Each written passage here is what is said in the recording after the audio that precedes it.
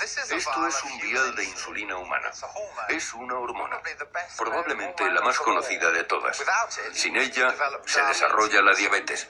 Y aunque en la actualidad tiene tratamiento, antes de su descubrimiento, tener diabetes era una condena a muerte. En los niños que no producían la hormona llamada insulina, el azúcar que su organismo debería asimilar para transformarla en energía pasaba directamente a la orina. De ahí que reciba el nombre de diabetes mellitus, que es la forma más común. Significa literalmente fuente dulce, ya que la orina de quien la padece está dulce. Sin la capacidad de almacenar su energía vital, el niño se iba apagando progresivamente y nunca pasaba de la adolescencia. Encontrar una cura para la diabetes era increíblemente difícil, incluso aunque hubiera indicios de que un órgano en particular, el páncreas, podía ser el origen de todo. A finales del siglo XIX, una pareja de fisiólogos y clínicos alemanes extirparon el páncreas a perros y demostraron que tenían diabetes. Ese descubrimiento apuntaba al páncreas como el origen del aumento de los niveles de azúcar en sangre, es decir, de hacerse diabético. Esto es el páncreas de un cerdo y tiene aproximadamente el tamaño y la forma de un páncreas humano, situado en la parte superior del estómago, por la parte de atrás. Y es un órgano asombroso porque cumple dos funciones importantes. Una es producir los jugos digestivos que van al estómago a través del conducto pancreático. Y la otra es producir insulina, que controla los niveles de azúcar. Esto representaba un problema para quien quisiera utilizar el páncreas como posible cura para la diabetes. El páncreas tiene el inconveniente de que en su mayor parte está formado por células que secretan enzimas digestivas. De manera que si lo trituráramos no habría prácticamente ninguna insulina en él. Todo lo que encontraríamos, de hecho, serían jugos digestivos. Entonces, ¿quién fue el genio que resolvió el problema y ganó el primer premio Nobel en endocrinología de la historia? Frederick Banting era, de hecho, el menos probable de los médicos pioneros.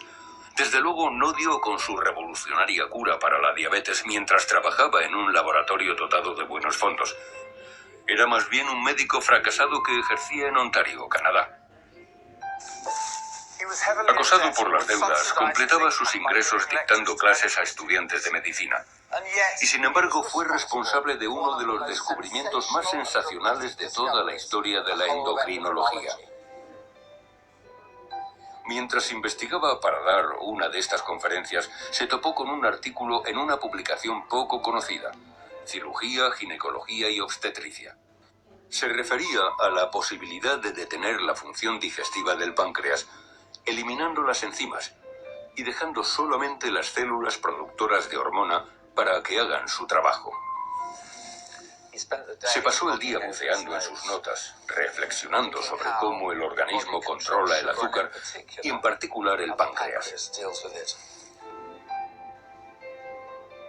Se fue a la cama con esos pensamientos rondándole en la cabeza y se despertó de repente con una sorprendente revelación.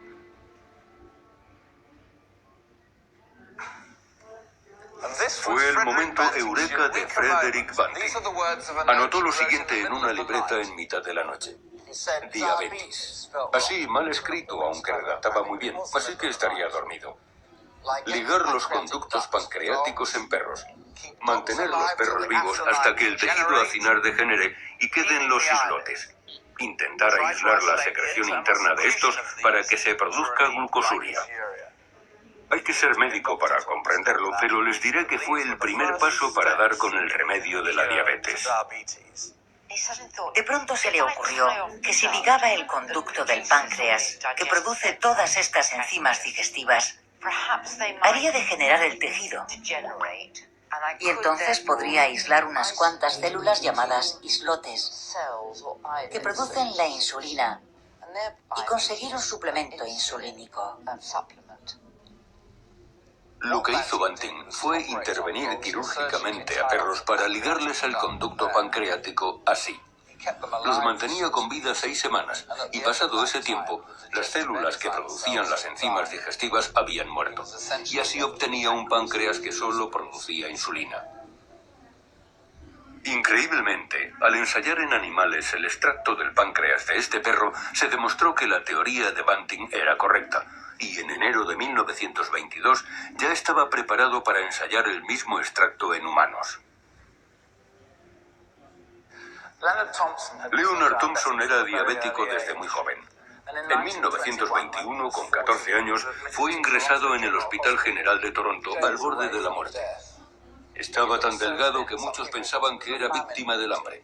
Estaba pálido, se le caía el pelo y olía a acetona, un síntoma característico de la diabetes. En ese estado, él y su padre decidieron probar el tratamiento en fase experimental del Dr. Banting, que contenía insulina, o lo que él describió como una porquería espesa y marrón.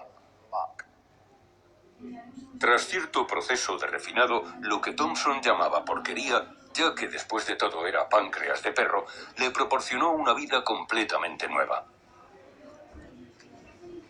He aquí un retrato de Leonard Thompson después de haber iniciado el tratamiento con insulina. Tenía que estar muerto para entonces, pero felizmente fue el primer paciente tratado con éxito y es maravilloso poder verlo con este aspecto. En la actualidad, la insulina se produce sintéticamente y salva la vida de millones de personas.